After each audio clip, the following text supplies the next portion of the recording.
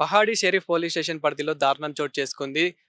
జర్మనీకి చెందిన యువతిపై అయితే లైంగిక దాడికి పాల్పడ్డారు కొందరు దుండగులైతే. అయితే ఇందులో లిఫ్ట్ ఇస్తామని చెప్పేసి తననైతే ఎక్కించుకోవడం జరిగింది. తనతో పాటు తన ఫ్రెండ్ ఎవరైతే ఉంటారో హైదరాబాద్‌కి చెందిన ఫ్రెండ్. సో, ఇద్దరిని తిప్పడం అయితే జరిగింది. ఫస్ట్ ఆఫ్ ఆల్ వాళ్ళు దాన్ని బుక్ చేసుకోవడం జరిగింది. ఇక్కడికి హైదరాబాద్‌కి చెందిన వ్యక్తి, అదే విధంగా తన ఫ్రెండ్ జర్మనీకి చెందిన ఆమె, ఇద్దరు కలిసి ఇలా హైదరాబాద్ కొంచెం తిరగడం అయితే జరిగింది. దాని తర్వాత తన ఫ్రెండ్ దిగిపోయాక సో, తనని ఒక రౌండ్ ఏద్దామని చెప్పాడో ఏంటో గాని ఇప్పుడైతే ఎంక్వైరీ అయితే నడుస్తుంది. సో, దాని తర్వాత ఆ సమయంలో తనకి లైంగిక దాడికైతే పాల్పడ్డట్టయితే తెలుస్తుంది. తనైతే ఇక్కడ ఇప్పుడు పహాడీ షరీఫ్ పోలీస్ స్టేషన్ పరిధిలో అయితే ఇక్కడ కంప్లెయింట్ నమోదు చేయడం అయితే జరిగింది. ఇక్కడ కంప్లెయింట్ అయితే ఇప్పుడు నమోదైంది. తననైతే ఎంక్వైరీ చేస్తున్నారు. తనకి నిజంగానే రేప్ జరిగిందా? రేప్‌కు పాల్పడ్డారా? అసలు ఏం జరిగింది? ఏంటి? అనేదైతే ఇప్పుడైతే ఎంక్వైరీ అయితే చేస్తున్నారు. సో, అసలు ఎక్కడ జరిగింది?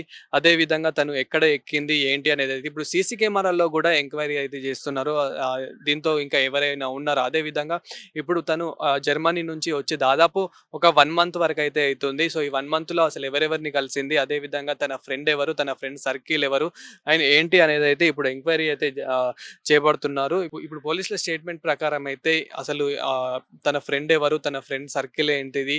అదే విధంగా ఇప్పుడు ఆ క్యాబ్ డ్రైవర్ ఎవరు? సో, క్యాబ్ డ్రైవర్ అసలు నిజంగానే చేశాడా? ఏంటి? అనేదైతే తనని అదుపులోకి తీసుకొనైతే సో, ఎంక్వైరీ అయితే చేపట్టనున్నారు. అదే విధంగా ఇప్పుడు ప్రస్తుతం మనం చూసుకున్నట్లయితే గనుక పహాడీ షరీఫ్ పోలీస్ స్టేషన్ పరిధిలో అయితే ఈ సంఘటన అయితే చోటు చేసుకుంది. సో, అదే విధంగా తన ఫ్రెండ్ జర్మనీ నుంచి వచ్చాక కూడా చాలా అయితే తిరిగినట్లయితే తెలుస్తుంది. అదే విధంగా ఈ ఈ సంఘటన వచ్చేసి నిన్న సోమవారం నైట్ ఈ సంఘటన అయితే జరగడం అయితే జరిగింది. అంటే ఈ మీర్‌పేట్‌లో ఎక్కించుకోవడం జరిగింది. మీర్‌పేట్‌లో ఎక్కించుకున్న తర్వాత ఇప్పుడు పహాడీ షరీఫ్ పోలీస్ స్టేషన్ పరిధిలో ఏదైతే చుట్టుపక్కల నివాసం ఉన్న ప్రాంతంలో ఏవైతే ఉంటుందో సో, ఆ ప్రాంతంలో తనైతే పాల్పడడం జరిగింది. దీనికన్నా ముందు వాళ్ళు కొన్ని ఏరియాస్ కూడా తిరిగారు. అంటే ఫ్రెండ్లీగా ఏరియాస్ కూడా తిరిగారు. అండ్ తన ఫ్రెండ్ హైదరాబాద్‌కి చెందిన ఫ్రెండ్ ఎవరైతే ఉంటారో, ఇక్కడ ఇప్పుడు తెలంగాణలో ఉన్న ఫ్రెండ్ ఎవరైతే ఉంటారో సో, తన ఫ్రెండ్‌తో పాటైతే జర్మనీ అమ్మాయి తిరగడం జరిగింది.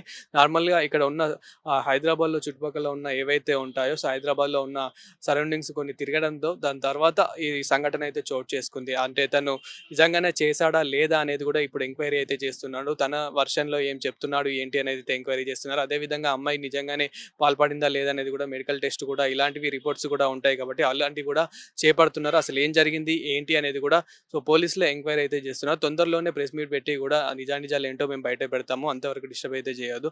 సో, ఇప్పుడైతే ఎంక్వైరీ అయితే నడుస్తుంది. అదే విధంగా అమ్మాయి ఎవరెవరిని కలిసింది? అమ్మాయి ఫ్రెండ్స్ సర్కిల్ ఏంటి? ఈ అబ్బాయి వాళ్ళది కూడా ఏంటి? అసలు ఆ సర్కిల్ ఏంటి? అండ్ అమ్మాయి వచ్చి ఎన్ని డేస్ అవుతుంది? అదే విధంగా అసలు తను ఎక్కడ కార్ ఎక్కింది? ఏంటి? అనేది కూడా ఇప్పుడైతే ఎంక్వైరీ అయితే చేస్తున్నారు. అండ్ అదే విధంగా ఇప్పుడు డ్రైవర్ ఎవరైతే ఉంటారో అదే విధంగా ఇప్పుడు అంటే ఎవరైతే ఈ అమ్మాయికి లైంగిక దాడికి పాల్పడ్డ వ్యక్తి ఎవరైతే ఉంటారో సో, ఆ వ్యక్తిని కూడా ఎంక్వైరీ అయితే చేయబోతున్నారు. అంటే అసలు ఎలా చేశారు? ఏంటి? ఎక్కడ చేశాడు? నిజంగానే చేశాడా? లేదా? అనేది కూడా ఇప్పుడు తననైతే అదుపులోకి తీసుకొని అయితే ఎంక్వైరీ అయితే చేయడం అయితే జరుగుతుంది. తొందరలోనే నిజానిజాలు ఏంటో బయటపడతాయి. అండ్ దీని వెనకాల ఇంకా తనని వెనకాల ఎవరైనా ఉండి చేయించారా? ఏంటి? అనేది కూడా సో, నిజానిజాలైతే తొందరలోనే బయటపడే అవకాశం అయితే ఉంది.